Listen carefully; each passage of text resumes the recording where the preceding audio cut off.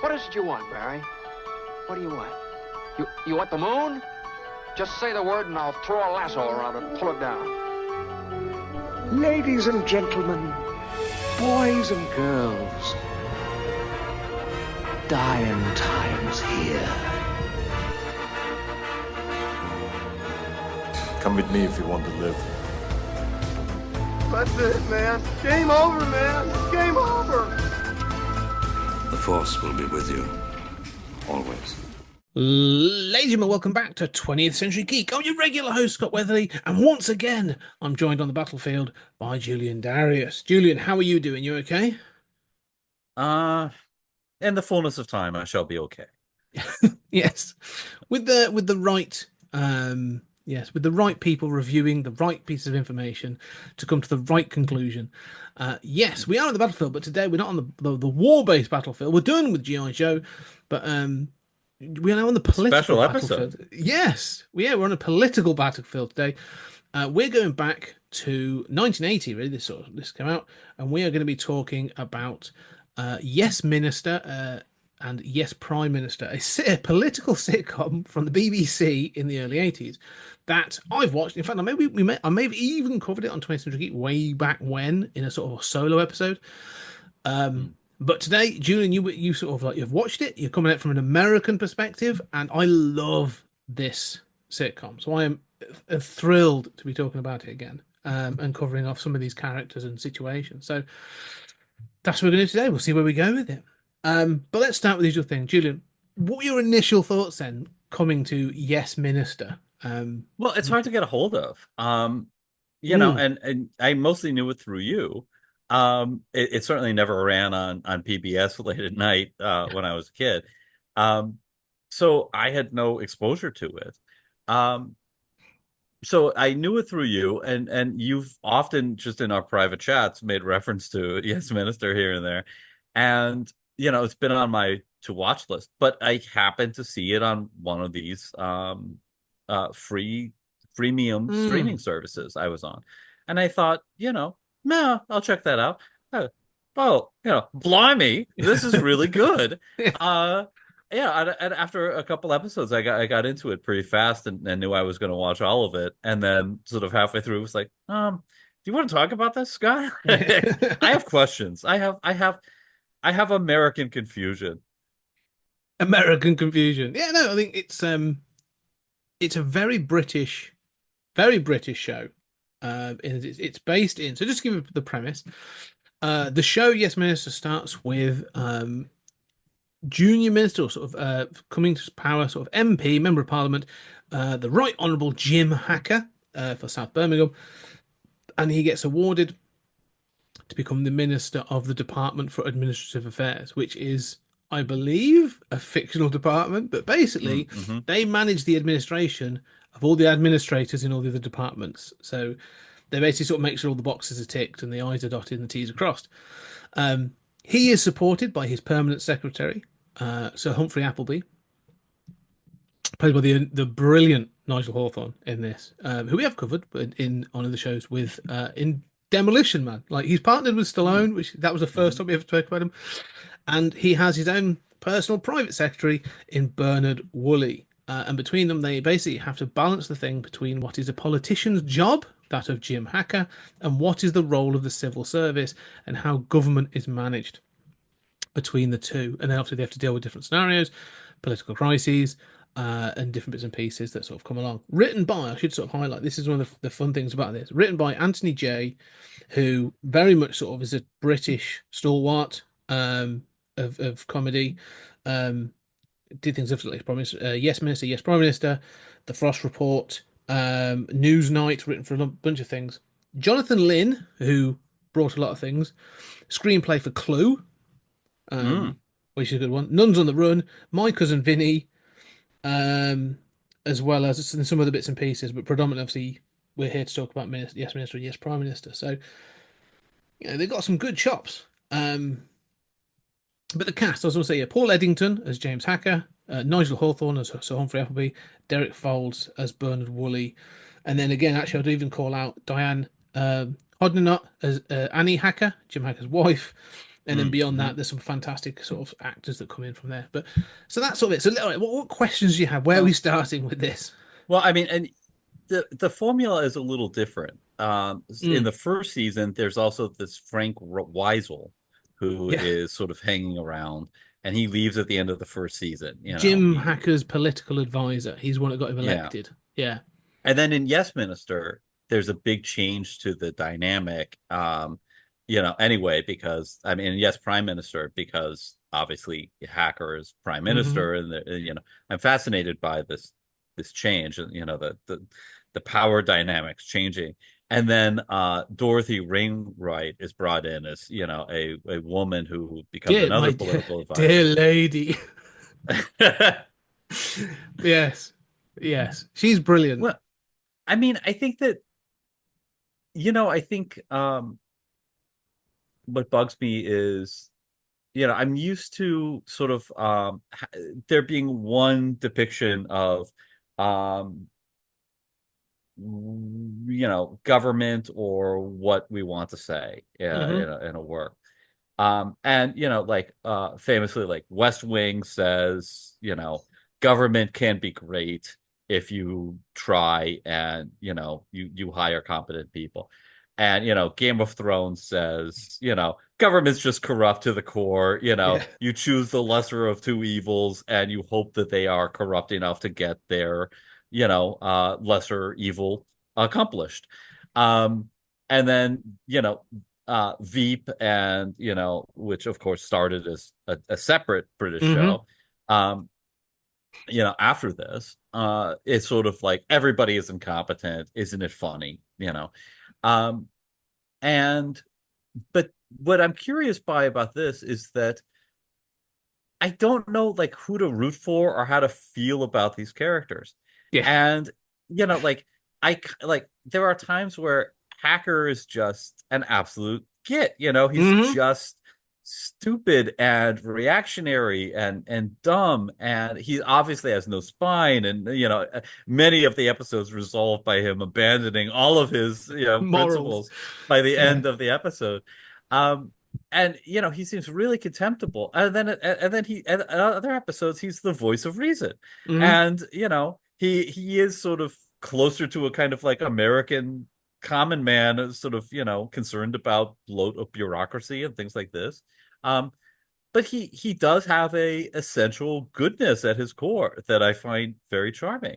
And Sir Humphrey similarly, like he seems really evil for a while. I mean, he's just a representative of this and the sprawling bureaucracy who, says whatever makes you think government is here to do anything. Yeah. It's Yeah. just like it's just the voice of a sort of almost Iago level bureaucratic evil.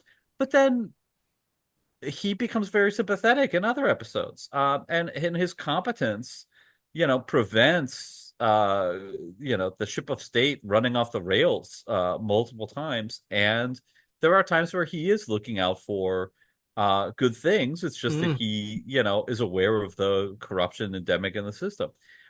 So it's I think that Americans are much more used to good guy, bad guy, Oh, yeah. so, and I warn my students not to think like that. But I have more thoughts. But I wonder what you feel about these characters or this depiction of government. No, I mean, I think one of the things I love about this, and this is an incredibly British thing. I think there are other sort of examples of this that we like to.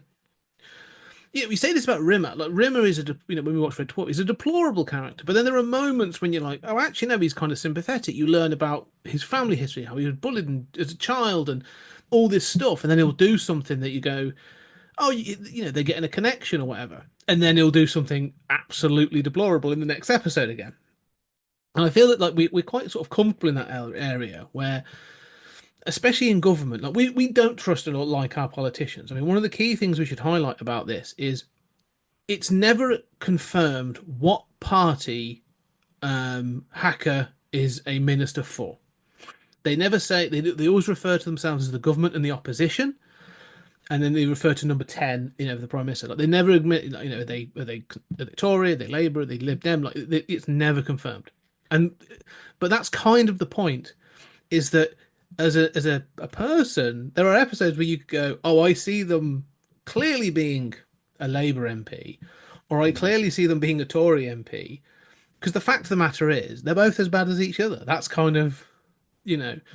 And then the civil service is just the same. It's a bureaucracy to sort of like, to implement policy.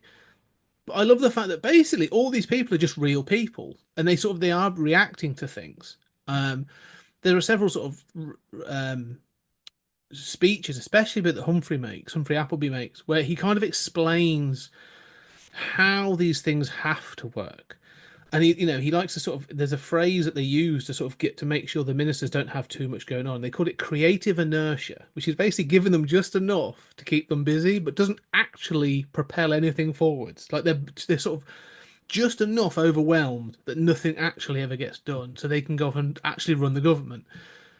But then also there's an episode later on where Bernard is sort of saying, well, we're supposed to support the minister. That's what we're here for. Like we should support this policy, surely.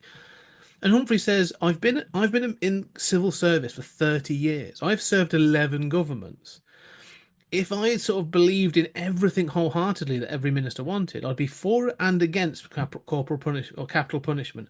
I'd be a Keynesian, and and it goes through all these different things. He said, and at the end of the day, I'd be a stark raving schizophrenic because I'd have to keep changing my position. So he's about stability and this idea that like, and I sort of appreciate this, that like he is manipulative and corrupted and all this other stuff, but generally he's sort of, his idea is, and not just Humphrey, like all the other civil servants are very much like, we are the permanent government. Ministers and politicians come and go, ideas come and go. We are the stability. We are the thing that keeps this country running. So really, we're the things, we're the ones. And so every time they're trying to shake the boat, like, so I sort of sympathise with Humphrey, but then also you sort of see this thing of like, but that's also as much as inertia as everything else. It means that there's no progress, there's no development. Like everything just likes to sort of, and so that's when then you get into Hacker, and he has things like his grand design when he becomes prime minister, or he'll have some other sort of when he tries to the integrated travel policy and all these other things that he goes, oh, we're going to do this, and then sort of like you kind of see why big change is so difficult, and also but why it's also incredibly difficult to do. So I don't know. I kind of find them all, as you say, kind of sort of reprehensible, but kind of lovable in the same way. I applaud all of them because I think that comes down to the writing. Hmm. They're all written so well that I like to sort of hate Bernard, and sorry, I hate Bernard as well. Bernard's an interesting one because he sort of sits in the middle, isn't he? Like he's that character that could be sort of like pulled to either side at any time. Really, he sort of wants to be moral, and there's a great moment later on towards the end of Yes Minister, I think it's the third series, where he's given some advice to the minister, to Jim Hacker, and then Humphrey's saying like, well, what have you said? And he says, I don't want to become a moral vacuum. And he says, well, with enough time and training, I'm sure you'll make a fantastic, moral vacuum. And then he does give up, elusive, like he sort of, he says, well, hypothetically, if I was to say he did this and this, and he just gives enough information for Humphrey to figure out what the minister's done. And he says, we'll make you'll make a fine moral vacuum yet. And I love all that because it's sort of, it's funny and fun, but like, there's an essence of like, oh no, this is, there's clearly something to all this.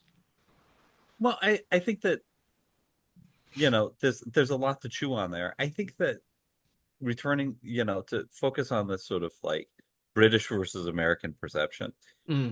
I had this key insight, which is that in America, we think that everybody thinks that they're a good guy, right? Yes. We think that like and in fact, it's a principle of like screenwriting, right? That like, if Magneto needs to think he's the good guy, right?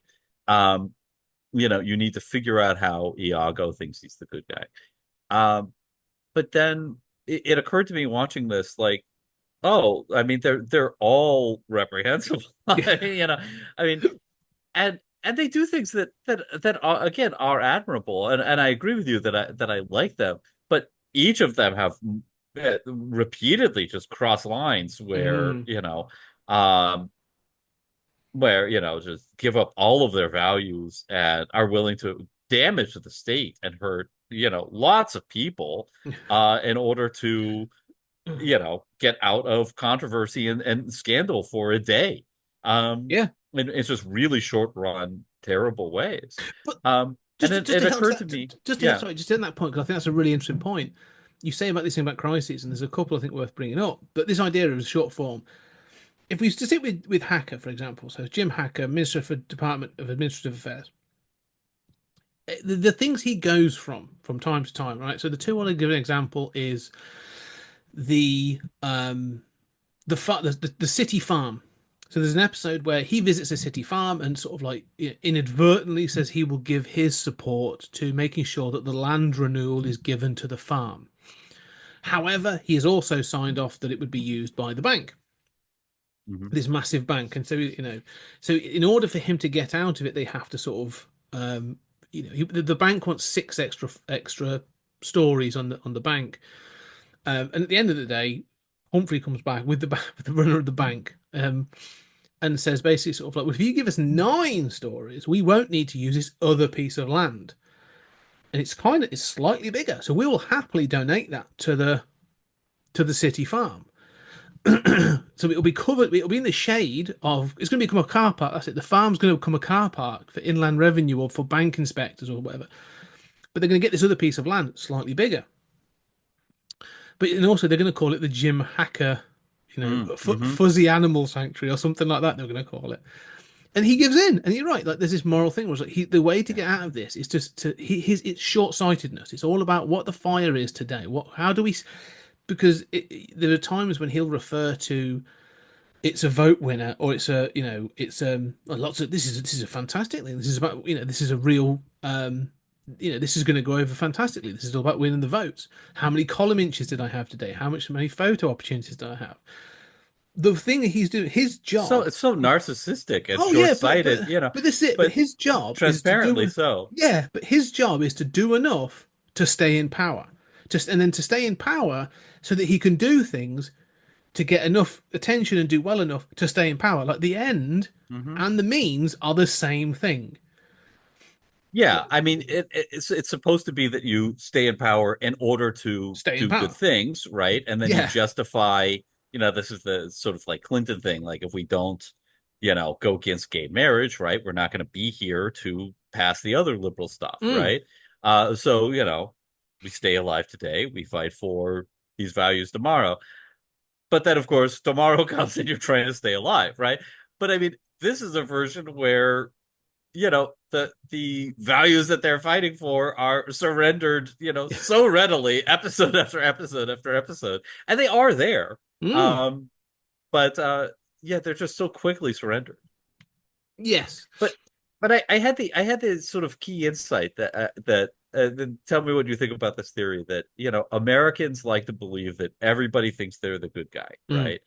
um Brits like to believe that everyone is the bad guy, and that in their heart of hearts, they know they're Assad, and um, you're just much more willing. Like if we did a version of this, right? I mean, like you look at like even something like Veep, right? They're lovable, good characters, right? Mm-hmm. What they Mm. do might be terrible, but they're lovable, good characters. I mean, at their heart, these are petty, terrible people, Yeah. right? Um, but it's not that they're not lovable too, and they don't try to do good things. It's just that it just seems like the British, maybe not, I shouldn't say the British view of human nature, right? Because that's too far. But it's something akin to just sort of, yeah, no, we're all selfish, short-sighted, terrible Yeah. people who I mean, are, I agree. I think I'll go one further. I'd say I'd go one further than it being British. It's English. I would say this is a uh, predominantly English thing that we kind of acknowledge. There's a self-loathing that goes with being English that we've had sort of again ingrained into us as sort of like post-colonial empire building period. If you look, especially in comedy, like we can get away with it in these things because if we've always had we will have heroic characters, like we will have we are renowned for our sort of police and detective fiction. We love a Midsummer Murder or a sort of like, a Morse or something like that who are predominantly good. They are the good detective. They will always solve the crime, do the right thing. But in comedy, we have this kind of element of grotesque. We love a grotesque in comedy. That's just enough, not even just enough of a caricature, but like it's Red Dwarf is obviously one of our baselines that we use a lot for stories at time and space. And you look at all four of them, everyone goes, oh, well, when you're young, you think like, oh no, Lister's cool, and then as you get older, you go, no, Lister's kind of useless and a He's a slob, fuck. and Like, yeah, right. and repeatedly Right. actually does horrible things. Like Yes. he does horrible things to Rimmer and anything like the cat's a complete narcissist. Crichton's sort of like He endangers the ship multiple times. yeah, But like I agree they're with you, all right? Like when you're young, you're like he's the British equivalent of a surfer dude, you know? yeah, exactly. Yeah. So but you look, you're older, you look at me and go, no, they're all kind of, they are useless. They're grotesques in that caricatures. But look at like Blackadder, like Rowan Atkinson playing Blackadder across sort of, especially the seasons 2, 3, 3, and 4.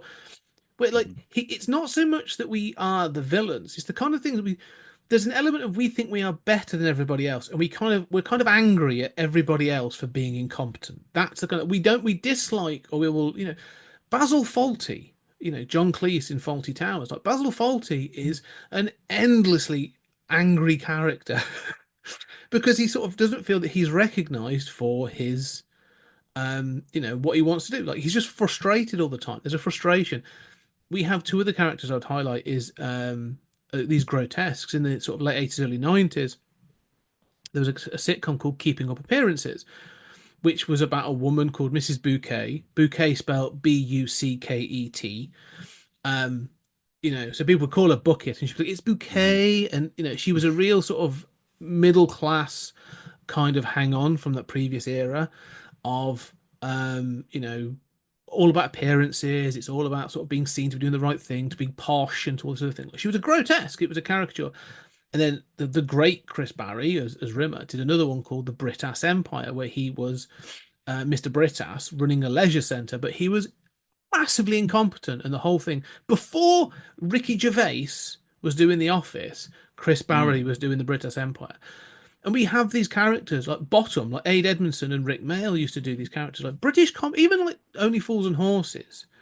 Whilst they're lovable characters, Del Boy and Rodney Trotter, these characters are intrinsically English, intrinsically British, loved by everyone, kind of useless, and actually will do kind of horrible things or like do things that you like. If your friend did it to you, you'd be like, "Hang on, like I'm not totally sure I need to hang out with you anymore. Yeah. Like you're kind Right. of fobbing me off with things." But we don't know. We just kind of love these characters because we'd say, "Oh, they're lovable rogues," all the way through to a they've got one over on the system. There's a real class element to this as well. I think that's one thing we'll come into is there's a real class. Well, I mean, this goes back at least to Falstaff, Oh, and the yeah. But I Yeah. think you're right. To go to your point, sorry, I know, but all those characters, one of the things that they all do is you are right. We, as viewers, might think that we want to see that we think we are morally better than these people. I think I would say, what I would do, I'd twist it around. I think Americans want to, there's this thing, isn't there, in things like representation, right? People want to see themselves represented in television. I think that's a very American thing. I think the British or English, maybe let's say British, have a more of a thing of like we don't particularly want to see ourselves represented. We kind of want to see ourselves had the foot Mickey taken out of us. We kind of like to see ourselves. It's not just represented in a positive way. We like to be able to go, I know that person, and yes, he's a dickhead. So, for example, like we've had characters like there was we've done it with Irish priests. Father Ted. We did it with the IT crowd. Like we want, we've even did it. There's a sitcom again was running called Mr. Khan, which is about a Muslim community leader who's like an idiot. Like he's the idiot. He's that grotesque again. He thinks he's the smart one in the room. He's clearly not. It's not an insult to the Muslim community. It's the fact that every other Muslim that's watching this is going like, oh, I know that person. Like, that's not Yeah. me, but I know that Right. idiot. Like, I see that Muslim. I see him at the mosque every week, kind of thing. I think that's what we like to see. Is we like to look out at the world. We're not looking at ourselves. We're looking out at the world and going, yeah, every other person other than me is just a fucking idiot. I think that's where we come from. Yeah, so it's less like taking the Mickey out of yourself and more, taking the Mickey out of everyone else, Everyone else, like society, Yeah. we like to look at British society and go like, Yeah. it's not me, but I see Yeah. these people out in the world and it's nice to laugh at them and I know that person kind of thing. And if you don't know, if you're watching a sitcom and you don't know that person, sorry to break it to you, you're probably that You are person. that person. Yeah. Yeah. Yeah, we sort of have two modes, love and hate, right? Hmm. Um yeah, we don't have we don't have this middle thing you're talking about. I mean, yeah, I mean it's very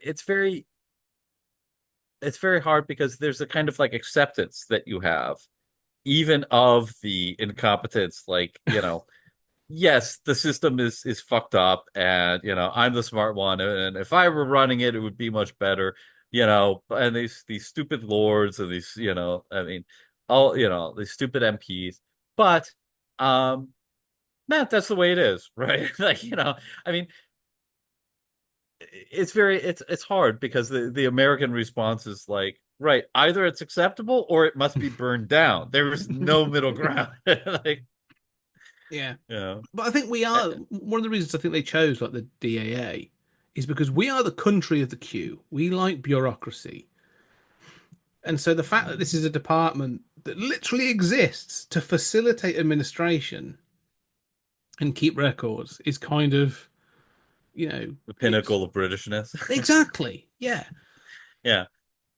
Well, I mean, I think especially, my own evolution, especially in the wake of Trump, I've become so appreciative of bureaucracy. And, I mean, it is true that, like, yeah, I mean, what did it take? 4 presidents to end the war in Afghanistan? Mm. I mean, it is true that people come into office thinking they're going to change things, and then they encounter bureaucratic resistance, right? And we know this studying, even American history. Um, this is a big deal. But I think, once you have a madman, in office, and let's be clear, Reagan was a madman too. Mm. Um, you really appreciate like the bureaucratic core. Yes. And I have really come to sort of appreciate almost in a sort of like French way, like, well, you have some of this too.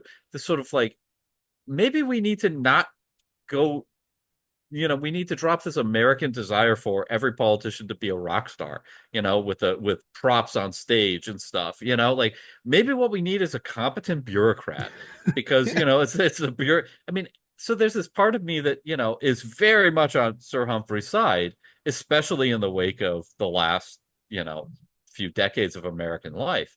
Um, thank God for the deep state, right? Like, it's Mm. not really a thing that exists, but, if it's the bureaucratic core, right? No, I'm on the side of the bureaucratic core.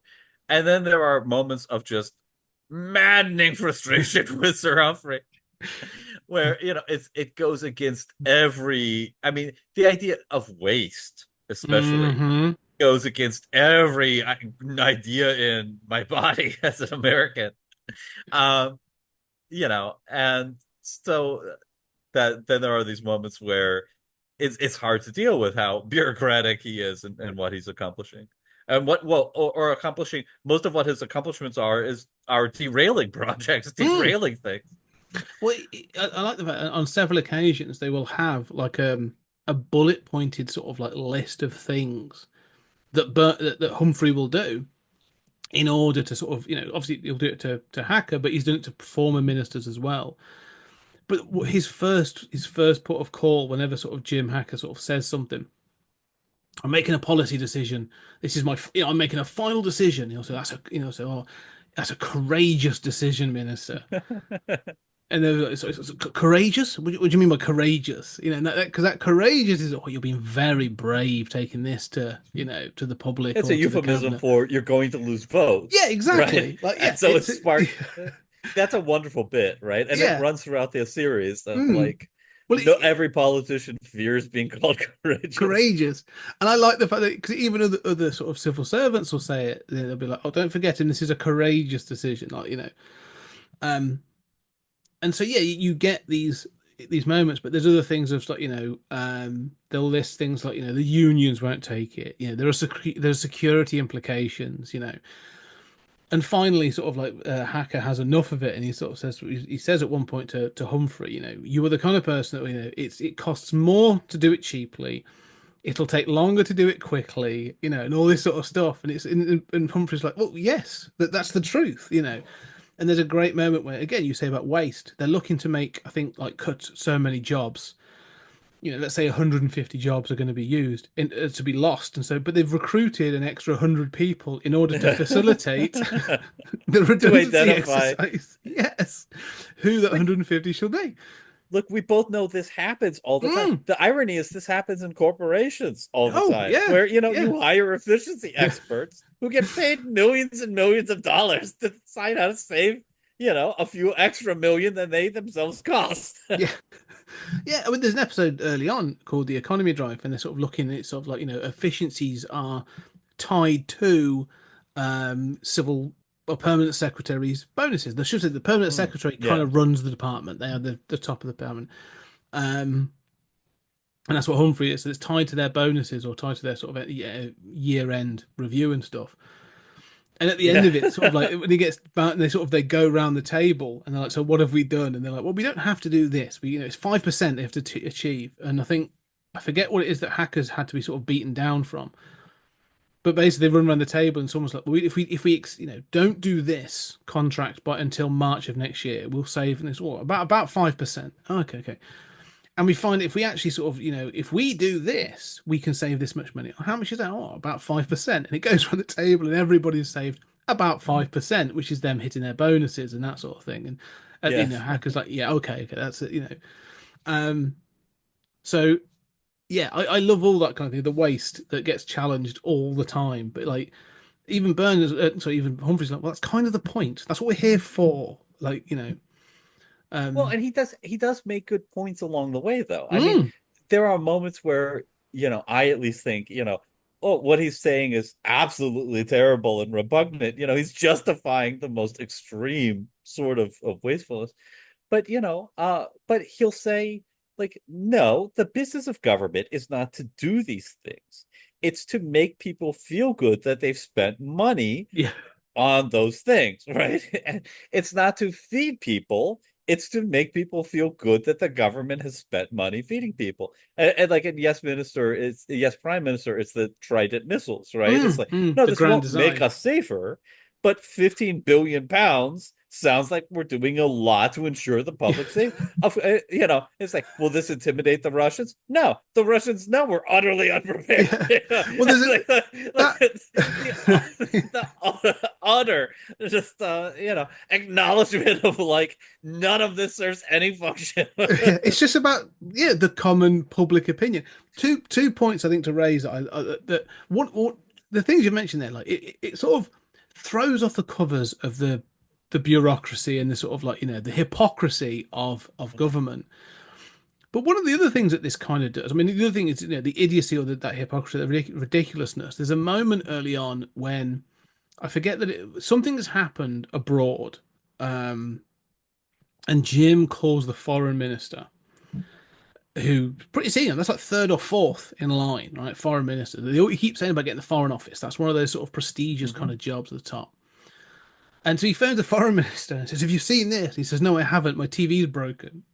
He says, "What do you mean?" He says, "Well, Oh yeah. the only way we really find anything out is what's on the news." And so at the end he says, "Well."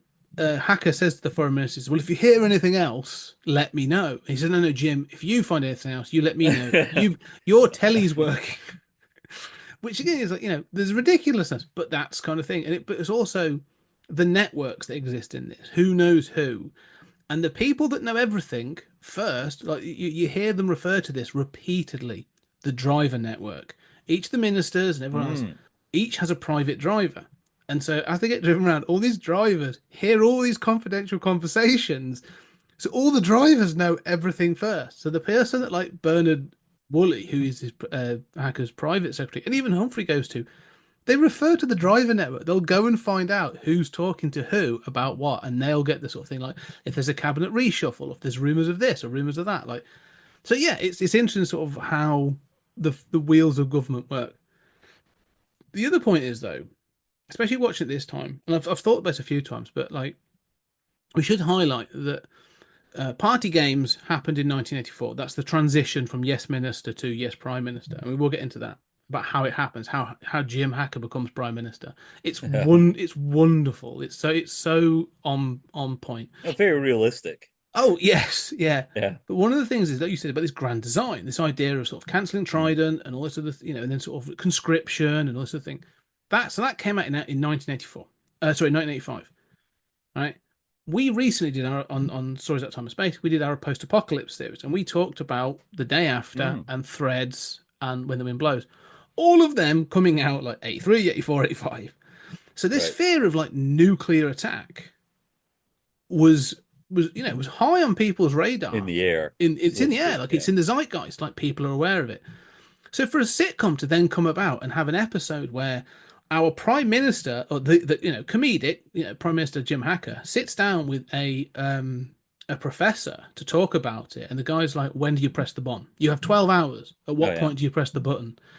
And he gives these scenarios. And he says, like, "There's a fire in Eastern Europe, and someone from West Europe goes to help." And then he goes through, and eventually, sort of like, Russians have taken parts of France. Now troops are coming in. Now troops are coming in. Like, and it when sort do of you escalates one at a time, a little bit at a time. Yeah, and he says it comes down to this. There's a phrase at the end we'll get to, but he said, like, "When do you press the button? When do you launch the bomb?"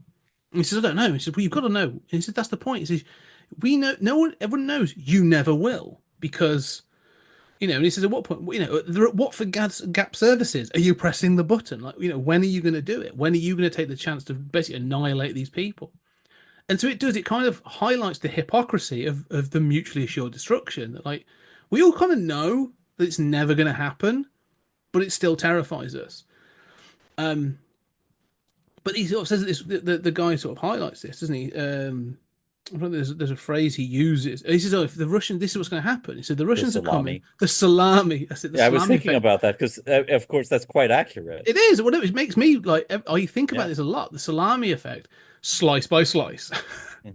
Like, they're coming slice by slice, and I was like, "That's really." But the fact that like this, they're going to talk about Trident, and they're going to talk about the fact that, like, at one point they talk about the fact that they had the former one, the previous one. They had Polaris. the weapon Polaris. Thank you. They had Polaris in place, but they didn't have the launch controls for 10 years. Like, they didn't fit. Well, and, so and they say, like, the nose cones didn't fit, and they say, well, the manufacturers know we can't protest because then it'll be Everyone's public knowledge that the nukes don't work. Nobody really knows if they fire them how many will work. That's it's kind of brave. I mean, this was a courageous show in that sense, but I mean, this is like. I know, I think what's even braver there to me is like the idea that this is all it's all a farce. It's all for public consumption. It's all for the public. I mean, there's this weird way in which, I don't think that we really function this way. I mean, first of all, like in America, the missiles all work, but what we did was they arrived, they didn't work, and we hid all the cost overruns. Those just disappeared into a massive Pentagon budget where you could hide $1 billion and then nobody notices, right? And those companies were not fined. They got away with it in the United States too. It's just that we had a different approach. But this, that episode in particular is alarming because, like in the American paradigm, we're sort of used to thinking about Russia and other countries too, as like primarily doing things for internal consumption, right? So like the war in Ukraine is not, I mean, a lot of these moves by Putin, these are not really for threatening the West, or we really want this territory or whatever. Russia has always made moves to keep its own dictators in power, right? Mm. And firm up their authoritarian control. And they have in fact looked at the United States, and in fact they thought Star Wars was to prop up American munitions companies, because that's what it would have been had the Russians done it. Yeah. And it's like, no, that's actually just Ronald Reagan's kind of crazy. um, and it's a cool idea, and Americans will throw money at a cool idea way longer than they should. Um, but but this idea of like it's really only a farce for internal consumption is something that we sort of associate with sort of, you know, old Russian attitudes. Mm. And to see it used in that episode for Britain is, Yeah. quite shocking to me. Yeah, I think, but this comes back to our sort of acceptance of. I mean, this was a hit. I mean, it doesn't get talked about Yeah. much today, but I think this sort of we're quite good with political sort of satire and stuff over here. We've always been quite open about taking the mick out of our government, but if you've ever heard of like Armando Iannucci, like The Mhm. Thick of It, and he's done a lot of those kinds of things. So this Well, paved the way for he those did kind of Veep, things. Yes, right? yeah, exactly. Yeah. Like so he sort of like he's acknowledged the sort of influence this has had on him. This show. Um, and just how we sort of open up about how sort of we know that our government's generally sort of useless. I mean, the thing is, again, one of the things I love about this show is, This is terrible. yeah, but I love one of the things that I think I adore about the show is how well written, and the fact it acknowledges the use of language, Hmm. how important what you say, the words that you use, how they influence things, through like innuendo and sort of like all these kind of things, but also just how you phrase things can lead to certain positions. I mean, it's just so well done that like you can win an argument from a losing position just by phrasing things in a certain way that makes people go, I'm either uncomfortable with that or you're right, or like so for Trident, for example, when they all turn on Hacker, like at one point like the cabinet's all supporting him, and then all of a sudden they sort of fall, they all sort of fall away. And what you find out is that everyone's been around, or the civil service. 'Cause the civil service don't really want to cancel Trident. They see it as their job to keep it going. But like they've gone to the Foreign Office and they've said like, well, if we cancel Trident, it looks to the world like we're capitulating to the Soviets. We're sort of backing down. And then if you go to like the employer minister for employment, oh well, this looks like we are. There's hundreds of jobs at stake because Trident would be built in Britain. So actually, we can't back that because it will lose British jobs. And then the Home Office, they sort of about, well, let's go back to conscription, and they have this. There's an amazing thing about Oh, how to do how you yeah. manage a survey, and it's like all of a sudden it's like, oh, we can't have conscription because we'd have a bunch of trained youths that when they come out of conscription won't be able to get a job because we've got low employment, but they're all trained to kill. So what do we do with them? So and Yeah, that business about the how you framed the survey is quite accurate. Yeah. yeah, it's just talking about sort of conscription. So they talk this thing about you can work up to a yes or no answer to supporting a position by how you lead the questions, and it's wonderfully done. Of like, to get sort of a no or to get to a yes. Are you worried about employment? Oh yeah. Or youth unemployment? Yes, I am. Do you think the state should, be involved in making sure that further education is provided for sort of lower economic status youth? Yes, I do. Do you think that people thrive in a place of structure and authority? Yes, I do. Do you think we should Right. introduce conscription? Yes, I do. And then you sort of switch it around, and it's sort of And this is actually, this is just priming. This is like yeah. a key Oh, psychological thing. Yeah. but I mean, again, it's it kind of works. but it's throwing the doors open and going like, no, we do this. Like the show's saying, like this Well, isn't just a comedy thing. Like this, as you say, this is done. We're telling you how shit works, but we're doing it with well, a and joke. your point about language is so important here. And obviously like Sir Humphrey is the pinnacle of that, right? Yes. Um and he's able to he has this bureaucratic speak that is, sort of like a showstopper, when he goes off on one of his rants saying nothing. This sort of becomes a running gag. But I quite like this idea of this trope of sort of like framing things in such a way that you categorize things in a different way. You're able to frame it in a way that people um save face, right? Mm-hmm. Or they're, and often from the very beginning of the show, he frames his job as sort of making sure that ministers are kept in the dark and Yeah. that they control the options available to them so that they believe they are making decisions, but in fact, their decisions are as controlled and corralled as possible. By people who know better than them. And, and of course, there's a wonderful speech that he has about how many MPs are there, right? And it's like, he says like, well, there are like 300 MPs, half of them are of the opposition, or it says there are 600, half of them are of the opposition, so now you're down to three, like, a third of them are, are utterly incompetent for this reason. Other, and he goes, right, finally, you're left with 100 who could possibly be, Yeah. ministers. Um, and the point, they're not backbenchers, but they're, um, and the point is like, these are not people selected for their competence or their intelligence. Mm-hmm. It's up to us to corral them and keep them in the dark. And there's so many wonderful moments where is it Warren, where he's sort of chastising others for presenting information to the minister. This is, well, the minister asked for the information and you gave it to him. Yeah. Like, why would you tell him this? Yeah. Uh, Paul but then Bernard. you also see the Yeah. efficacy and the usefulness of doing exactly that. Yeah.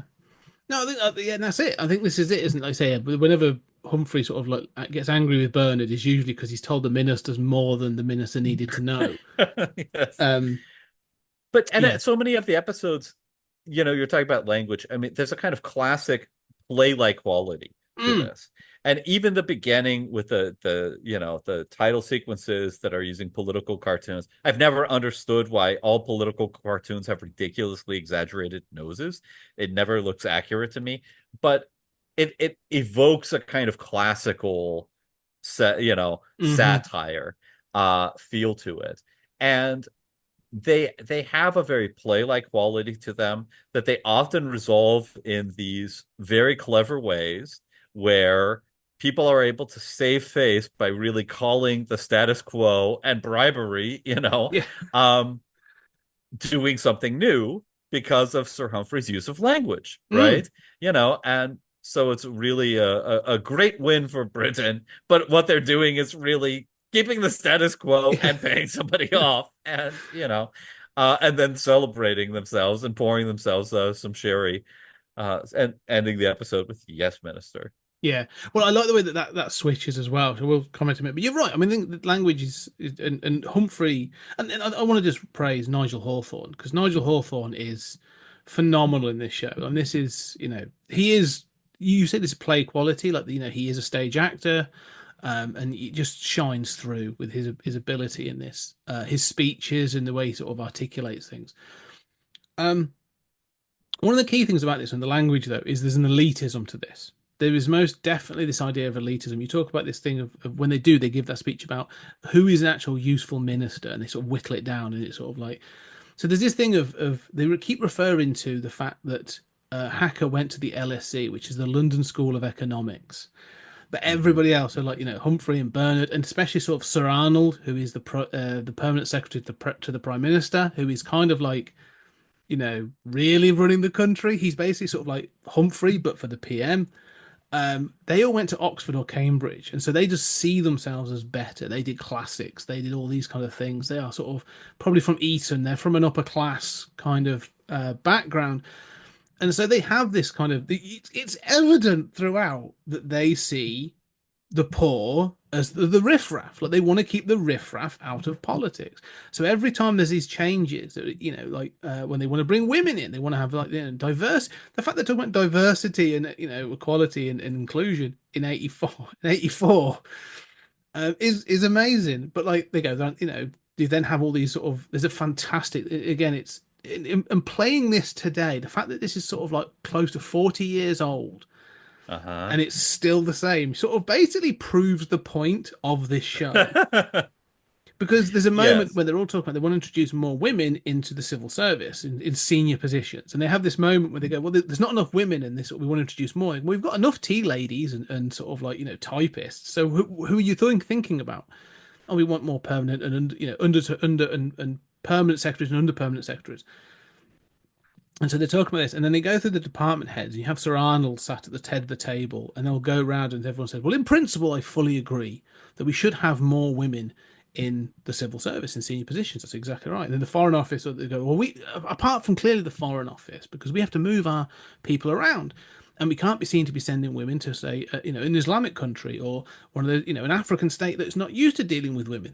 Not everywhere in the world is as civilized as we are, and we have to accommodate that. So clearly, we're out. And then you'll have like the Home Office, which deals with the military. It's like, well, yes, we clearly can't have women here. We've got to be exempt because women can't be dealing with those ruffians in the army and the police. I mean, they clearly wouldn't want to. So we'll take, and it goes around the entire departments of all going, not us. But in principle, we agree. And then basically, sort of, it ends with them all sat there, and it says, I can't believe we're being challenged on this. There has never been a more diverse group of people running the civil service. And it pans around, it's just a bunch of like white guys in their 50s. But they clearly Yeah. know that. I mean, the joke is there, but it's wonderfully well done. And they go, yeah, complete slice of society, of modern society. And you're just like, you're so out of touch. This is so incredibly out of touch. But the fact is, you could do that scene in Yes, absolutely. 2024. No, And that it would would that still, would be yeah, that would be quite an effective scene today. yeah. I mean, whether it was government or CEOs, a bunch of, middle-aged white guys sitting around the table complimenting themselves on their, diversity and free thinking. Yeah. I mean, one of Which them, happens all the time. I yeah. mean, this is I mean, we have parties for, um corporate events and all of this celebrating diversity where, the only speakers are white guys. Yeah, I think it's great. There's so I love the fact that they do this, and when they ever deal with these things, there's another one that again about you say about waste. And it's those things when it does these things, and again, like I said, all this show does repeatedly is throw open the doors and says, "Look, this is what we're doing, and we're not trying to tell you through a Guardian article or through something like that. We're trying to tell you, watch this, but we're trying to tell you." There's an elitism to government, and there's those other things. And there's Yeah. one where they go into Qumran, which is a Middle Eastern country. And This this is the Yes basically Prime Minister. this is Yeah, in this yeah, is yes minister with the drinking. with the drinking, but also the delegation that's going out. Yeah. So originally it was going to be held in Middlesbrough, and then we're going to take 7 people. And then all of a sudden it's going to be held in Qumran, and they're all flying out. And obviously he looks out and there's a jumbo jet, and there's all these people coming. Well, this is wonderful. The Yeah. the queue getting onto the And they're like, well, sorry, who's coming? Is it what the Home Office has got to be represented because of this and this? And of course, the Foreign Office have got to do it. Now, because we're going abroad, it's the Trade Embassy has got to be there. So there's like 97 And Sir people Humphrey says, like, it's a pared minimal down. delegation. Pared to the bone is what it is. Yeah. And so again, I love the fact that these things, and again, there's these comments keep coming up again and again. They'll deal with at one point they deal with local government, sort of like councils and sort of thing. And they point out that one government spent its defense. They talking about civil defense, and it spent its civil defense budget on traveling to all these places to go and see in America to see. Yeah, they spent like 3 years of their budget to travel to on an excursion to America. Yeah, to go see these sort of examples of these defense shelters.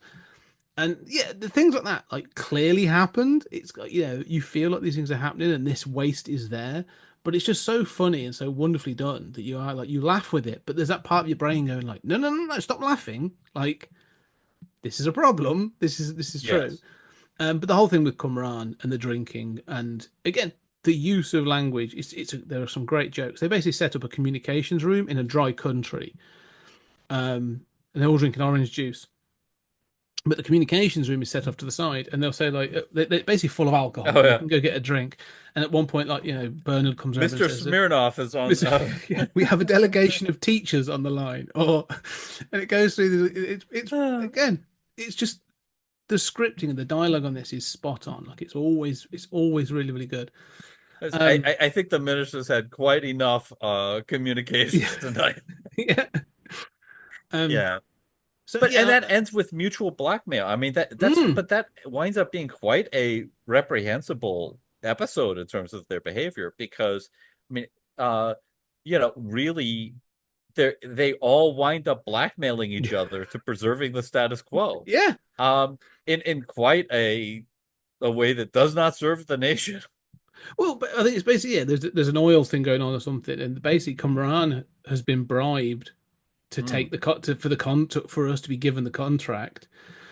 And then Jim finds out and wants to sort of like highlight this as a problem, but because he was drunk in a dry country, Humphrey threats to out him for that as well, and so they Right. become a bit of a stalemate, and it's sort of at the end of it, like say Jim's like, well, these are the way things are done, I suppose, and he sort of gives in, and they're like, yes, minister, like they acknowledge that his sort of, as you say, his flexible morality in the face of I don't being think there's a shown single up case through this entire show, at these two shows, where anyone takes a moral stand where it is not corrupted. exposed, corrupted, demolished by the end of the episode. I don't think Well, anyone remains pure for an entire episode about no, any given topic. I mean, at one point, I mean, their whole episode's about this. yeah, I mean, one of my favorite ones starts with Jim being visited sort of covertly by a major in the army to sort of convey, gives him information that he or the British Army in Italy, or if they found that Italian Red terrorists were using armaments, bomb armaments built in Britain. And so Jim's like, well, I've got to do something. There's a great phrase. Is I'll be thinking about doing something. What are you going to do next? I'm gonna think about this. Actively think about this. And but then what you will do? And so I don't know. But then when he explains it to, this is a whole debate about this whole episode's about the debate about being in the arms thing. You're either in it or you're not. Basically, sure. It comes down to. And Humphrey's point is like, well, we can't sort of control. We have allies that we sell it to that actually are using this. Not in there are our allies, but we don't control how they use it, or who they may sell it on to, or who they give it to, or who they sell it on to. So we're either in the game or we're completely out of the game, and you've got to make that. You've got to make that call. It's kind of interesting. It is this idea again of throwing the doors open and saying like we acknowledge that we make things that are used for death and destruction, and we'll say, yeah, but we're using it for our defense. We're using these missiles, these guns, these tanks, these armaments for our own good, but we're also selling it them to the good guys as a sort of arsenal of democracy. Exactly, yeah. But then who are they selling it to, and so on and so forth. So, well, the good guys are busy torturing people too, half the time. Well, that's the thing they actually highlight, don't they? They go, just because they're our allies doesn't mean they are good guys. They just happen to have a cause or something that we want. That's what it means. It doesn't mean we're sort of completely morally, stand by them. And I think that's what sort of the core of the show, isn't it? This whole thing that goes round and round again is the morality of this situation. Is that the government is no place for morality, really. Let's just let's come back to the transition. We sort of highlighted on, but the transition from yes minister to yes prime minister. Let's got some nice ones to quickly. Yeah, maybe I could just highlight, the Compassionate Society, which was the first episode of series 2, which I was enjoying the show. This is the first episode that I felt was just a classic, where I really just fell in love with the show.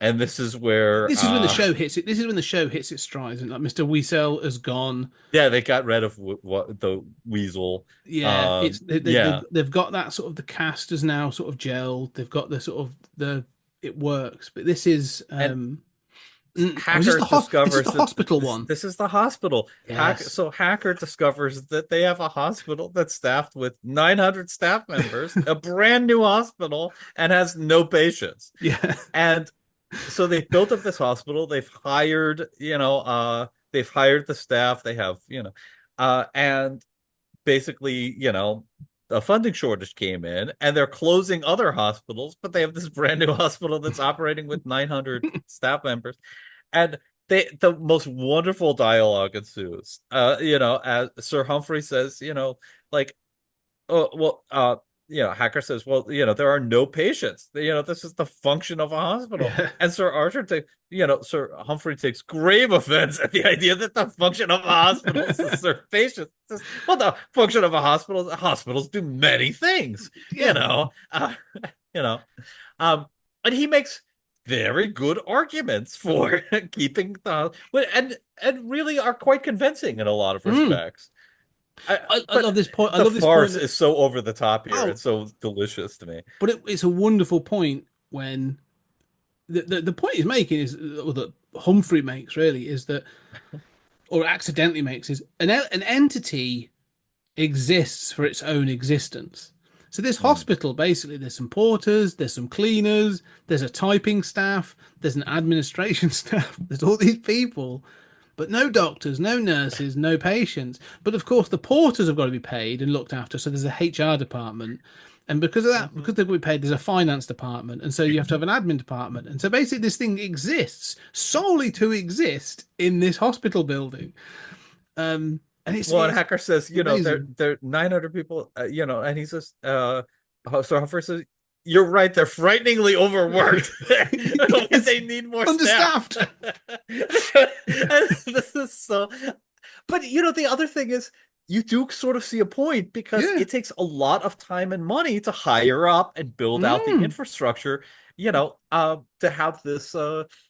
to have this hospital. But I love the arguments for yes, it. it's missing the final step. And they say, well, when do you think you'll have patients? Well, hopefully in the next year or two. Yeah.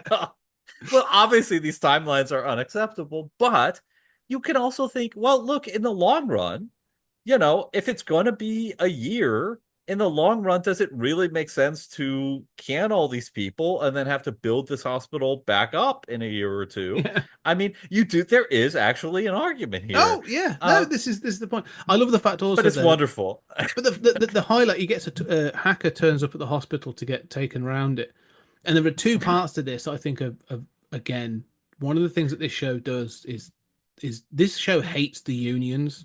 I mean, it's not clear who's the parties, but it shows how unions really can clog up the process. But he gets given a tour of the hospital, and they show him like all these operating theatres and these wards. And then the woman who's like the head administrator says, "We're going to win the award, the Nightingale Award for new hospitals." And he's like, "What for? If the cleanest hospital?" He's like, "Yeah, because there's nobody here, because nobody uses it." Yes. And at one point, they point out they have the newest beds, and they say, well, yes, but nobody uses them. This, right. Well, that means less maintenance costs. Yeah. That actually shows it's a good investment. Yeah, it's an efficiency. This is like army logic. We have these jokes in America of like, right. Well, the shells, aren't being used. Well, that's good, right? Because then, they take less maintenance. There's a great point where the thing is, again, like this comes down to Hacker's sort of reactionary nature. They have a union guy there, and he says, if you threaten to close this down, we'll come out on strike. And Hacker's like, go for it. Like, you're not stopping anything by going on strike at this hospital, which he's completely right about. He's like, you just stop your own entity. Like, it just means we haven't got to pay you. But what he doesn't realize is it means that all the administrative staff across all the London hospitals, next thing he knows, all of London's hospital network is being shut down due to him. At which point, capitulate as soon as possible, right? Yeah. But the what's interesting is there's the resolution to this is there are 900 immigrants, refugees. Yes, that's Isn't this topical? Yes, 900 refugees that are looking to be housed And so and the hospital just happens to house 900 people. And so, yeah, they end up housing 900 people, 900 refugees in this non-use hospital. So it's a really, yeah, again, like this show is 40 plus years old, and still the fact that that we are still having these problems and these still discussions shows me that that shows me that Humphrey is right. Not that he's right, but his thing that like He's government, accurate. he's accurate in the fact that Yeah. they have what they call creative inertia, which is one of my Yeah. favorite phrases. So yeah, I just think this show is so spot on. But again, to go to that the party games in 1984, so there The was an transition. acknowledgement that they'd been going for 3 seasons, and the show needed to sort of step up again in some way, and we knew that there's a great line in this that ministers only on average last 11 months in a position, and Hacker had been the minister for administrative affairs for 3 years now, and so it needed to be acknowledged, or he needed to be moved up. So when we meet him in at the start of party games, he has taken on greater responsibilities. He seems to he's now the party chairman and got some of the pieces going on. And the prime minister announces that he is retiring into the new year. And at the same position, Sir Arnold, who has been the prime minister's permanent secretary, is also going to retire. So the two head positions in the government are going to be absent. And so, firstly, Sir Arnold elevates again. Sir Arnold, that's one of those highlight played by John Nettleton. Again, wonderfully snide and sort of the derision he has up for people is brilliant. But he basically sort of feels that Humphrey Appleby is the right person, so he elevates him and he becomes the permanent secretary to the prime minister. And then you have these two candidates, Duncan and I forget what the other one's called now. It's called John. And they basically they are either end of the party. At the end, you don't know which party, just the extremes of the party.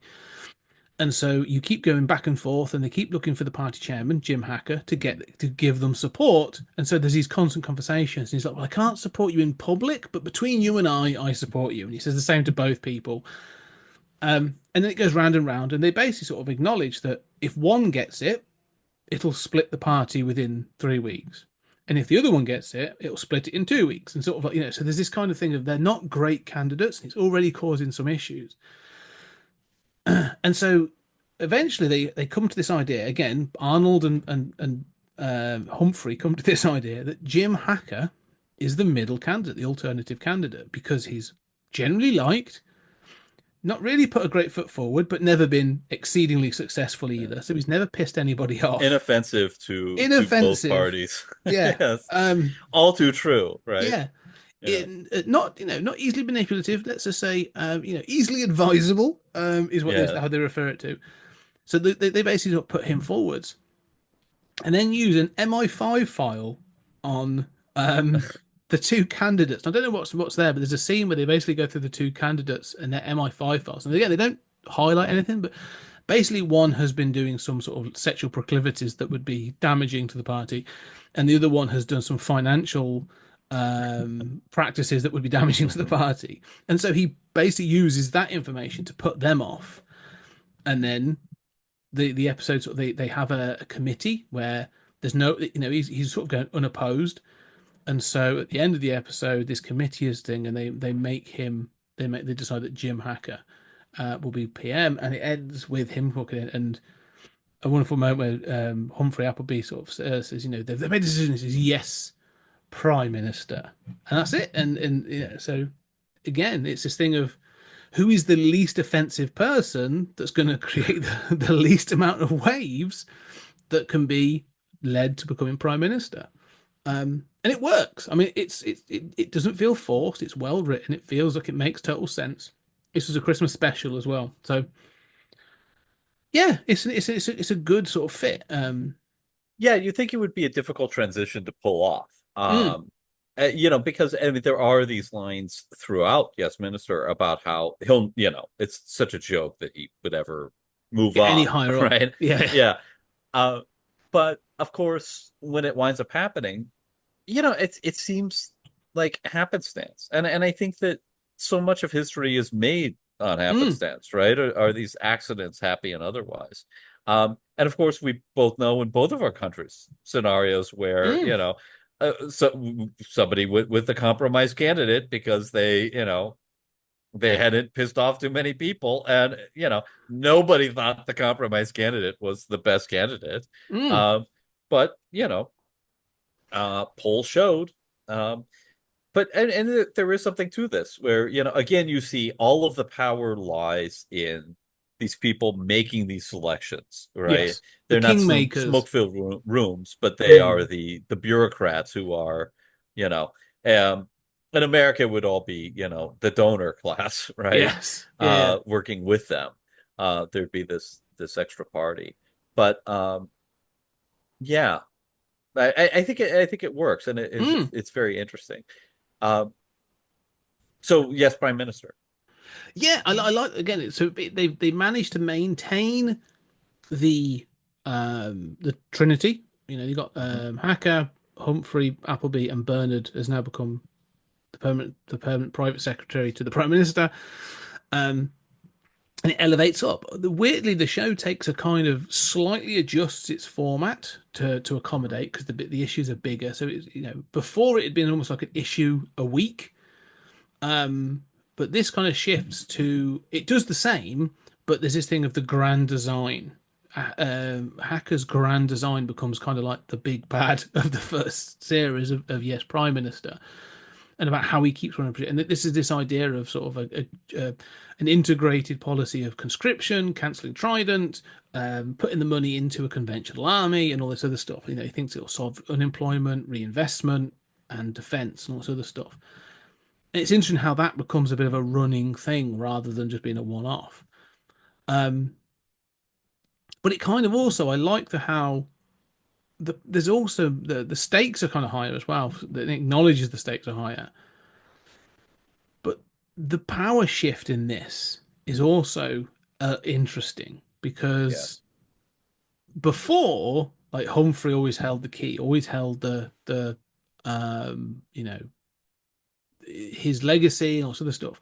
Now there's a little bit more of Hacker Hacker's has, feeling his oaths. Yeah. yeah, I mean, yeah. he's on the rise. Yeah. And he marginalizes, I love Sir the Humphrey. episode. I love it when Um, he takes the key off him from the the. key. Yeah. One thing I Yeah. would I say mean, about Hacker, because I just wanted to talk about Hacker, because we focus on Humphrey Appleby and stuff, and kind of unburned a little bit. But one thing I want to sort of highlight about Hacker is as a character, he's a former journalist and editor of a magazine or newspaper. So he had, he's not stupid. He's yes, he was educated at the LSE, and that's whatever. But one of the things I like, I don't like, but I note about Jim Hacker that I find is funny, and they keep poking fun at him for, is this idea of legacy. And he'll sort of like, he thinks, he doesn't want to do these big things. You say he's morally, flexible, let's say. But I love the fact that when he falls into certain things, he starts turning into a Churchill voice. I just want to sort of highlight how yeah. he'll do this. He'll be like, well, it's really Yeah. important to sort of do the great thing and to consider one's place in history and for what you can do for your fellow man and your country. And he'll go into that kind of tone, and then he'll Yes. catch Yeah. himself, or someone else will catch. Usually, his wife Annie will call him out like, "You're being a tit. Like, stop it."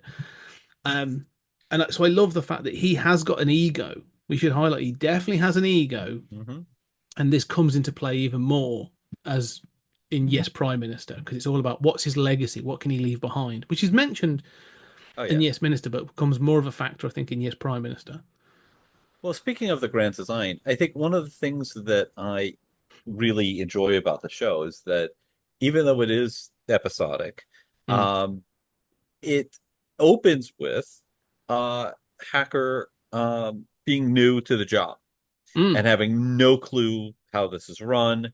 And obviously, at that point, Sir Humphrey Appleby is, a lifeline to him. Um, so you have, all these briefcases and everything else. And then you have this transition to Prime Minister.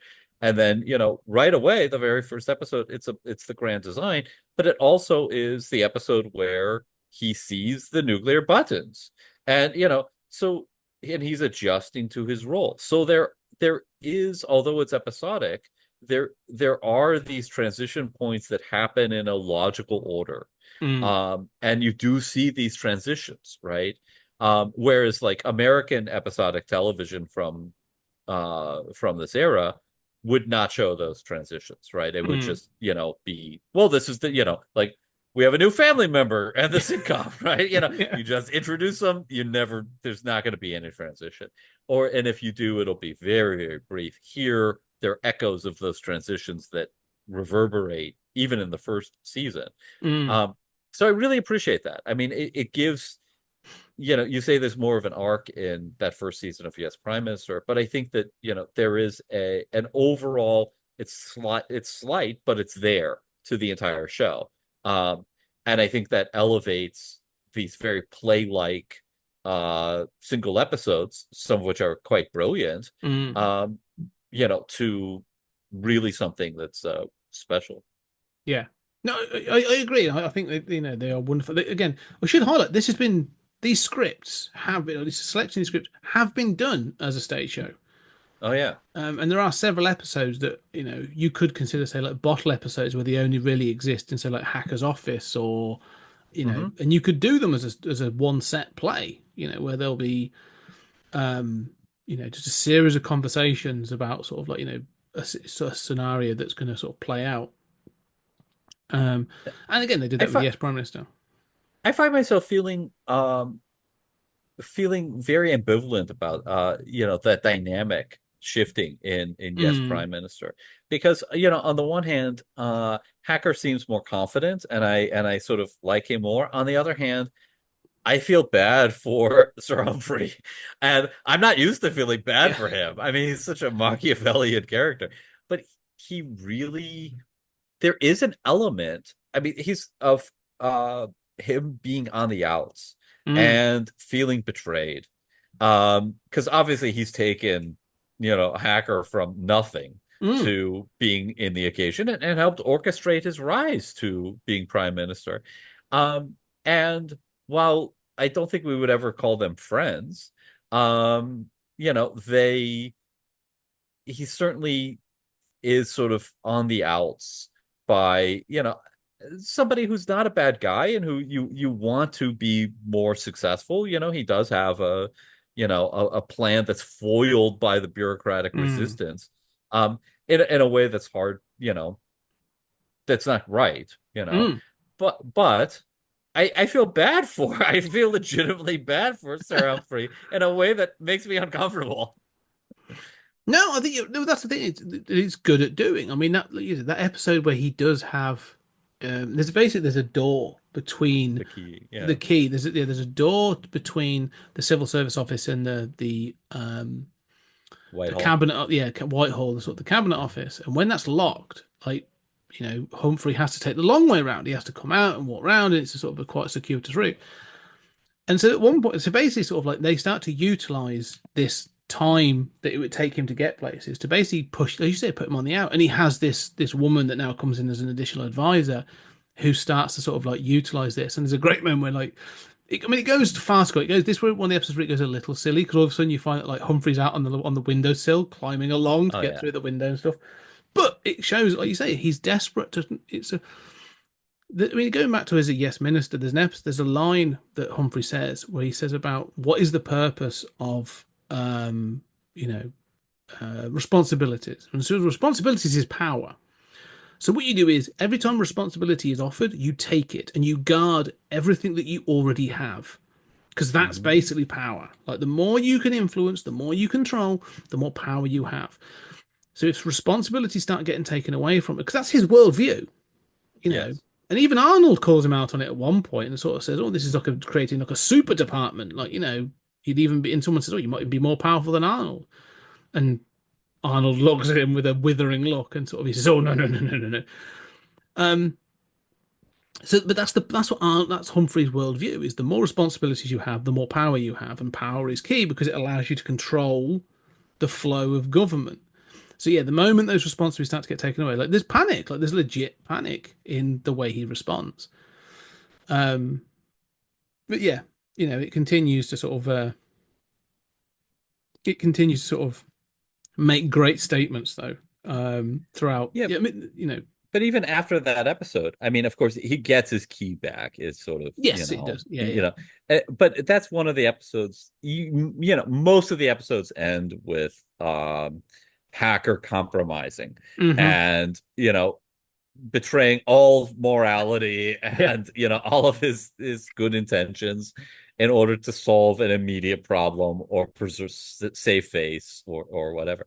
This is an episode that ends with Sir Humphrey's humiliation, Mm, um and just abject humiliation surrender mm, to the new order, which is that Hacker is PM and he's in charge, and it's yes. not the same. And it's a real shocker for that reason. And from then on, things kind of return to the status quo, but never quite. Um, and he Mm. never has the same power that that he did before. Um, and But it's a different show after that. no, it is. But I think they recognise this need to. There's no, like you say, weirdly, although there's a status quo, it constantly wants to kind of keep you on edge as a viewer. I mean, the same example happens again in series 3 of Yes Minister is when a 30-year-old administrative error on a legal contract Mm. for a Scottish military base is find out, and they find out that they're losing this land, and it's going to cost the government 40 million because some land developers managed to snap it up for tuppence. And it turns Well, out that like it the was contract was done incorrectly, yes, essentially. That yeah, basically some they sort of, thought a rule of England applied to Scotland, and it you doesn't. know. So Yeah. yeah, and it was Humphrey that wrote the contract 30 years ago as a young, Hmm. undersecretary. And again, but it's coming back to haunt him. And there's a moment where they figure this out. I mean, and you see the panic, and like when Humphrey finds Yes. out about it. But there's a moment when Hacker and Bernard figure this out who it was, and they are laughing like they're like, oh, should we call him back in? Like like they're laughing and sort of like making jokes that like, oh, this is going to cost Humphrey. Like again, it's that power dynamic. All of a sudden, Hacker has something that he can use against. And when Humphrey comes in and they start talking about it, like there's abject panic because Humphrey doesn't Yes. like to have these kinds of challenges or to be proven to be wrong. But he makes a great comment. He's like, "I was the head of a legal." He says, "I'm not a lawyer. That's why I'm there. I was the head of a legal department." A very bureaucratic, Yeah. Sir Um. Humphrey statement. But I mean, it's really you're right that is a shift in the power dynamic, back then. But what's really amazing about that episode is you're talking about the reaction of Hacker and Bernard. Bernard Mm. as they realize, basically they have it over on Yeah. on Sir Yeah. Humphrey. And now keep in mind the British taxpayer has lost like 15, 40. Yeah. 40 million. They say in 14 1984. million Yeah. pounds, right, on this bad deal. This threatens to be a scandal, right? That threatens the government and bad press and certainly the position and all that. Their immediate reaction is they're human beings working in an office, and we can use this to hold it over and humiliate our colleague, right? Yeah. Like that instantly becomes the primary concern. It's Yeah. like that's to me. There's a Schadenfreude there. There's a maliciousness Mm. to that scene as I mean, their cruelty to Sir Humphrey of just not, like you can understand not revealing this and having a go at Sir Humphrey, especially after all that's happened for a while. But Hmm. they clearly, I would do that, right? But I would let them off the hook pretty readily, you know, um, and show, look, I know this, whatever, but they really grill him and Oh, just turn that furnace up. yeah. There's a sadism here that is really alarming. But I love the scene where like Hacker clearly knows, and like this, Mhm. you said they've been turning it up on, and he sends Bernard out, and it's with just the two of them. And he does say, he says, like, he says, well, we need to do an investigation on this, Humphrey. Like, this is important. This is going to cost the taxpayer 40 million pounds. We need to understand why this could have happened so we can avoid it happening again. I mean, just think this is 30 years ago. That person could still be in the civil service in a senior position and doing, the same mistakes have been made. And then the fact that like he's basically pushing, and Humphrey, to be fair to Humphrey, he steps up and says it was me. I mean, he says the way his word usage again. It's sort of like Yes. in the I don't even know the thing, but The basically most says sort of indirect yeah, possible. yeah. Right. I'm in the sort of like, the ocular of the to the perpendicular pronoun. Yes. And Hacker's like, what? He's like, it was I who did it, and he's the fake shock and everything that is brilliant. But then again, you say about this, but then Hacker uses it to get a win Yeah. because he wants to get something through to cabinet or to whatever or to make some announcement. I forget what it is. And then but then he says, well, how would we? But I've given a journalist full access to the files. I can't go back on that because that open government, as they keep saying. And then he gives him a piece of paper, and it's basically sort of like a file with a single sheet of paper in it. And it says this contains the full accessible files for this. For those that have been removed would have put people in a certain light, security concerns, blah blah blah. Lost in the floods of 1967, and there's a great moment when Hacker says, was it a bad winter? And was it Humphrey says, oh no, it was an excellent one. We lost some terrible files in that winter. We lost some really embarrassing files in that winter, and it goes through, and it's basically there's nothing to look at. There's Like nothing left in the file there's after all nothing. of these Yeah, yeah, all these excuses are exceptions. so comprehensive, and like you say, lies, but it Yes. leaves nothing But to the but journalist. it's such a frustrating episode because not only are they so malicious to Mm. Sir Humphrey, right? Who,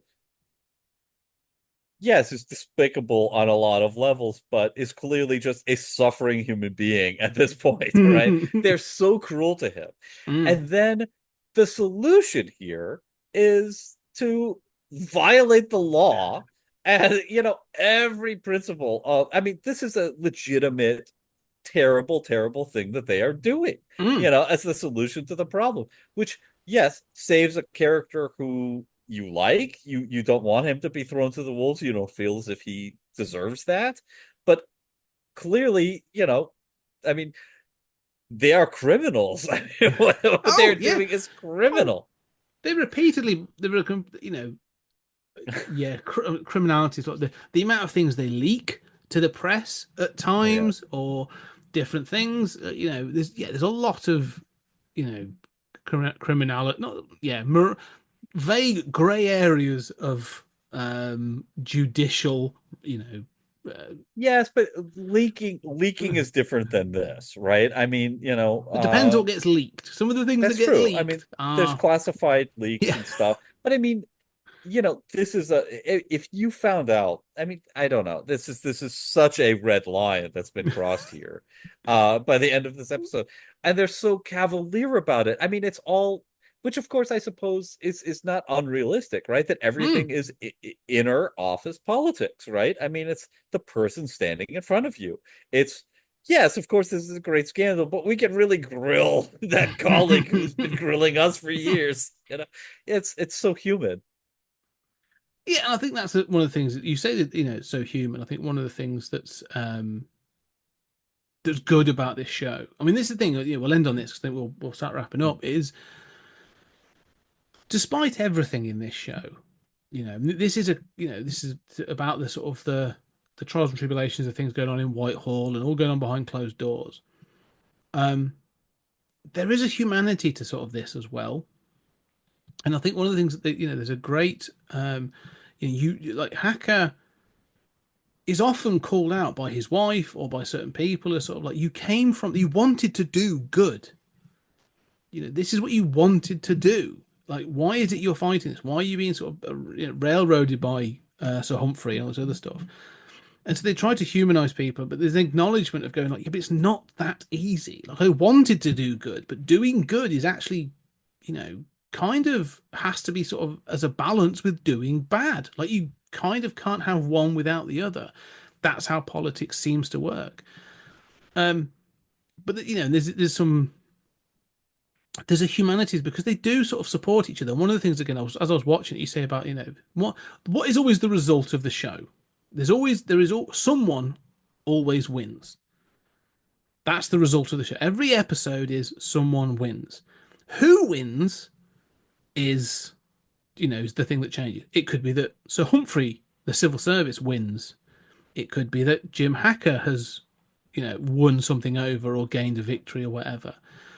Or it could be that all three of them, or the joint ventures of Humphrey and Hacker have defended their department or something like that, because it's always going to end with yes, minister, in some way, and it's either an acknowledgement of, again, it'll either be either be Humphrey sort of saying it with a little bit of a smirk of like yes, minister, like having won one, or a bit of like derision or Eating sort of crow like eating or crow and sort of like yeah, yes, minister, um or something like that, or there'll always be that kind of thing, the acknowledgement of who's won, and it always ends with that, yes, minister, which is always who's kind of the main character, like whose point of view is this.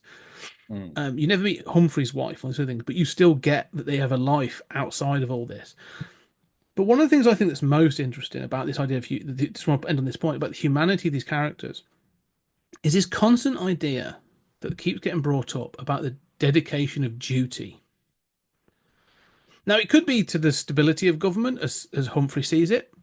So and mhm. he acknowledges, like, he works incredibly long days. Like, he's had a 30-plus-year career, and he's had to give up time, and he has no children. He highlights these things, and so he's dedicated to this job. Like, he has a wife, but you never meet his wife. But do you know what I mean? Like, there's an acknowledgement of duty that he sees as important. And to him, it's still about the country. Like, he's not doing this for personal gain. I mean, some of it is personal gain, and there is money to be had. But still, there is this idea of like Great Britain. Like, we should still be Great Britain at the end of this, but you have to do it in increments, and you do it like in certain ways. And the same for Jim Hacker. Like, Hacker sees it as being this idea of duty. Sort of, I've given my life or my career to service, and I want to do good, but I'm human, and there are these hurdles and these complexities, and things are hard, and it's not always easy. And so I like the fact that they are people trying to deal. They are caricatures, but it keeps going back to this. There is an ideal there in this idea of duty, but it's kind of always at odds to each other. But also, it's always compromised. But they believe it, but it's always going to be compromised because that's just how life is. So I find that interesting. Yeah, I think that is how life is, right? I mean, it's certainly Mm, how government is. I mean, it's certainly how running big systems as big as our countries are, right? I hmm mean, I do think that I love how the yes minister or yes prime minister changes episode to Yes. episode, as you point out, right? I mean, there are episodes that are sort of mutual wins. hmm Usually, they're mutual wins where one of the characters really has won by creating a problem for one of the others, and so it appears to be a mutual win. Yeah. Occasionally, it really is a mutual win. Um, but what's worth pointing out is that I don't think there's a single episode that ends with a win for the people or better No. government. No. No. I mean, there are plenty of episodes where getting rid of somebody who's incompetent or there is a good plan that would save money, that would help people. There are plenty of episodes that dangle those possibilities and do not show that they are actual errors, right? Mm. There are plenty of ideas that have good sides and bad sides, right? But there are plenty of episodes that do have just good ideas proposed and things that clearly should happen. Not in a single case do any of those things happen. Yeah. Nothing good is ever achieved. Um, and to if it is purely as an accident of saving face or helping somebody in the moment. hmm Yeah. No. 100%. I think that. Yeah. It's quite cynical. It is. I mean, it's incredibly cynical. But going back to this idea of UK comedy, I think that we have an element of cynicism running through it. Like, we don't Mm-hmm. want. You have to, as a sitcom character in this country, you have to earn a certain resolution. Let's say. I mean, the last episode of Yes Prime Minister, I think, ends with just a positive Yes Prime Minister. Like that was it. Like it doesn't. There's no great win. There's no sort of like you said. There's no massive economic success or anything like this. It's just the same stability, but it ends with um, a positive Yes Prime Minister. I think. But all these characters, like we have characters that we become associated with that get a resolution. The two that I will highlight in this country that actually got a resolution that was earned or was important. I talked about Only Fools and Horses, which is about a bit of a wide boy, Del Boy Trotter. He sort of sells things down the black market on out of his suitcase kind of thing. It's all about wheeling, dealing, and all this other stuff. Going to be this time next year, we're going to be millionaires, but it's about family and all this other stuff, right? Great comedy, was a British stalwart, went for quite a long time. But it ends with, spoilers, them finding something in their garage, in their lot, that is actually worth like tens of millions. They actually become the millionaires they've always dreamed of. But the joke is, it's been in there since the first episode. Right. So it's always been in the storage since episode one. That's always the sort of the payback. So they've gone through all these trial and tribulation. They could have always been millionaires. They just didn't know it because there's like 17th century watch that's in there. But they get to become millionaires at the end of it all, and it was when that happened. Again, it was a Christmas special, and when it happened, like, the country wept. Like there was a massive deal that like Del Boy Trotter, seriously, like that Del Boy Trotter was going to be able to get his dreams and all this other stuff. The other one that kind of was going to get a send off was Blackadder, Ed and Blackadder. Yeah. So they had series one's a bit of an oddity, and they shifted it. So 2, 3, and 4 are different elements, different periods in history. And they kind of always end with just a final episode. It's never sort of a massive deal. But series 4 is called Blackadder Goes Forth, and it's set in the trenches of World War One. And it ends with this is one of the things that British history does. It's like, here's all these characters. You've got people you might like, Rowan Atkinson, Hugh Laurie, Stephen Fry, all these great actors. And it ends with them being sent over the top. Like the last episode of this sitcom is a series of soldiers going over the top in World War I and being gunned down. And then it sort of transitions to a field of poppies. And again, I remember there's a kid, we saw this in history class, but I remember it being really like a massive deal when this happened. It was like 89 maybe happened. This was released. But this massive deal, they were like, oh, they haven't just killed off the character. Like they've the sitcom, they've made a statement about the First World War and how you're not remembering the great Friends massacre that ended that series. So no, it's a brave thing. I mean, now granted, those characters are sort of reincarnated, in era after era. But Beyond Goes Forth, they had like one other thing, which is Back and Forth, which was a Christmas episode years later. But even there's a sitcom called One Foot in the Grave about a curmudgeonly old man called Victor Meldrew, which is a wonderful sitcom. And again, that ends with his death. And you just sort of like, they're going to go, oh no, we're going to completely pull the rug. Like, we're ending this, and this is kind of the only way to end it. We're going to do it. And so there's something about British sitcoms that kind of, they don't want you to be too comfortable with this. There are certain ones, when they become that level, they're like, no, we're going to shift things up. We're going to, and I think Yes Minister and Yes Prime Minister did it on a regular basis, where they're like, oh, we're going to keep exposing the British government. We're going to keep telling you how things are going, and no one can stop us. And it's kind of like a slap in the face to audiences that, like, just so you could have had these things from the British government, but they're never going to get them because this is what's happening behind closed doors. Well, I do think, these are, there's a great love of sort of Britcoms, over here. And, it's a niche thing, to be sure. But I mean, I do think that I have always had such contempt for the American sitcom formula, which is really just the status quo can never change. And it's really fundamentally about golly gee, don't you love these characters? I mean, this is why Friends is such a horrible show that, only idiots love. I mean, fuck that show forever. Never liked it, couldn't stand it. I mean, but these shows are all about loving those characters and just seeing those characters in new situations, Hmm. right? Hmm. So that's why it's a sitcom, right? It's a situation comedy. They're golly gee, they're wacky characters. Just put them in a new situation every week. You're done, right? Nothing ever changes. That's fine. Um, and so, but one of the things that Britcoms and certainly Yes Minister, you know, typify is that they're really shooting for something, Mm. that the satire is biting, the characters are well painted, the writing is good, there are actual issues being addressed. It's a world of difference from just the silliness of character. Yeah, and I think, I'm always proud of British sitcoms in a weird kind of patriotic way because they will do that. I mean, even our favourite one, I'll end on that, is, if Red Dwarf had have ended on with season 6, which ends with them meeting the corrupted future versions of themselves and then getting blown up, and that's the end. And you're like, oh shit, all right. Like for years, that was the end. I mean, that was what, 4 years, Mm. 4 or 5 years. That was like that was it. That's the end. That's it. That's what you're getting.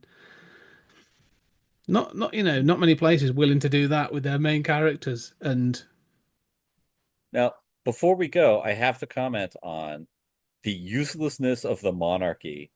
not And even mentioned in this barely. it's mentioned, but it's always mentioned as like we could float a scandal to distract the public, Yeah. right? Like the only function of the monarchy is to possibly just distract the public with a sex scandal or something.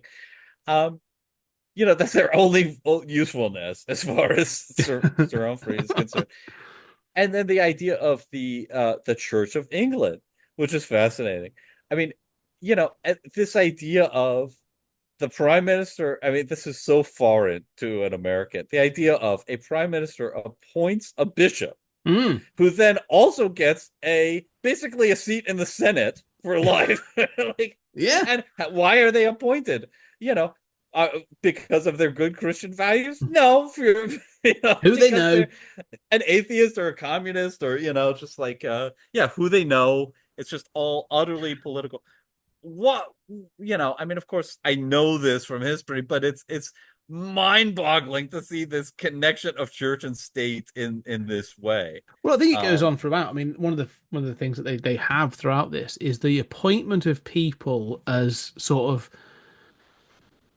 when Sir Arnold is retiring. There's an episode, there's a scene in Party Games, that special, where like Sir Arnold's retiring, and Humphrey says, like, says, well, whoever is your replacement, will happily have to look at, potentially giving you, and then lists off like directorships and presidencies of organizations and all this other stuff, and he's like, and I was like, well, it's for a start, and it's clearly like, who's me? Even like the the deanship old of, boys club, right? yeah. I Well, mean, there's an episode called "Jobs for the Boys," isn't it, in the first yeah. season, where it's about, I think it's about Oxford and Cambridge, or like the dean of Oxford, isn't it, of sort of how you get a doctorate and all this other stuff, and it's about being paid off, or I could become head of what the bursar of Oxford, or the dean, or whatever. Like it's yeah, Well, not to mention doing the honors. It's just the like honest list. giving the honors to civil servants, and the idea that it would possibly be tied to merit is such an affront to Sir Humphrey.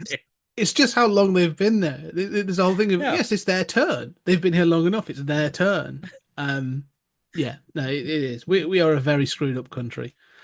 And I think, Yeah, those elements are very different. yeah, But especially the church stuff is I think what would be interesting, and maybe we should do a follow up. I think I'll be interested to do a follow up episode on this.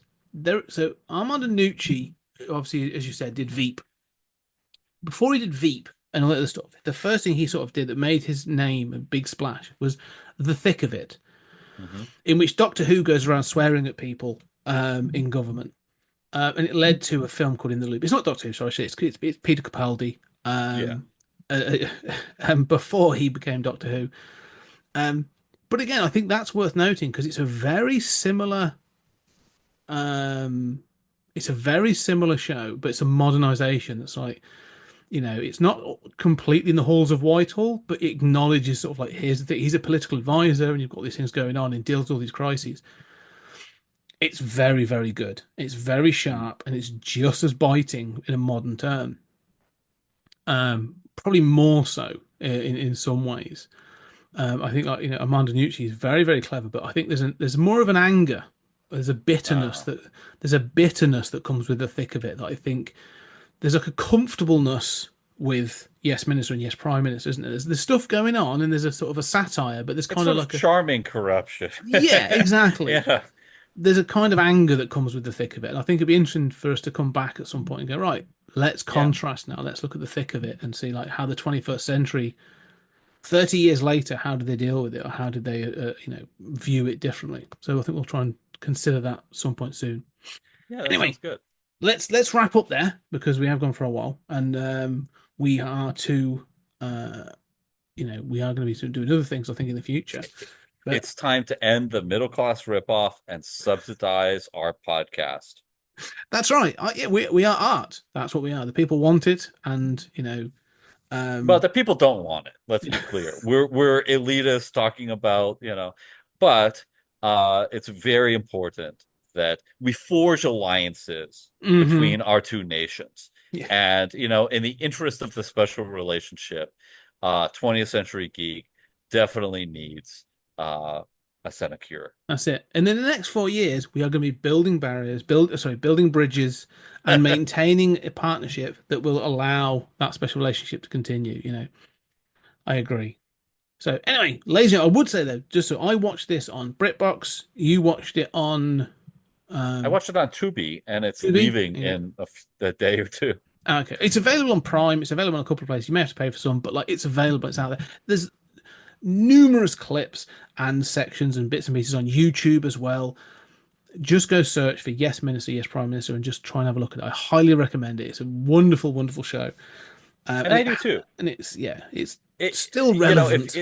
you're a Yank, it'll take you, it'll take you as usual with a lot of British shows. Like it'll take you a few episodes to kind of get into it. I Yeah, mean, we're sort of without a laugh track, we're confused. We're like we need the upward camera angle with the light to tell us who's the good guy and the bad guy.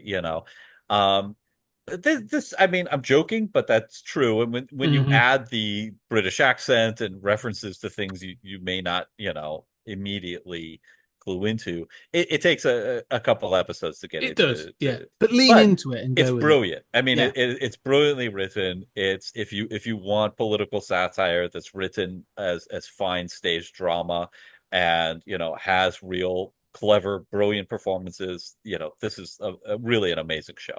It holds up great. it does. I think it's fantastic. Yeah. Anyway, I shall leave it there. So, ladies and gentlemen, thank you very much. And if you're enjoying what we're doing, go check out the Patreon. More Julian and I doing stuff over there. And if you like Julian, go check out Stories Out Time and Space. We're doing loads of stuff over there, lots and lots of different bits and pieces. Some exclusive things going on over there. Post Apocalypse we've done, and now we're sort of going into some of our Patreon backlog before we get to other bits and pieces we're going to come up in the future. So do go and check out the other podcast and the Patreon. But for now, Julian, thank you very much for suggesting we do this. I've This was a thoroughly treat enjoyed it. Yeah, it's been for both of amazing. us. Yeah. And ladies and gentlemen, thank you very much, and we shall see you on the next episode.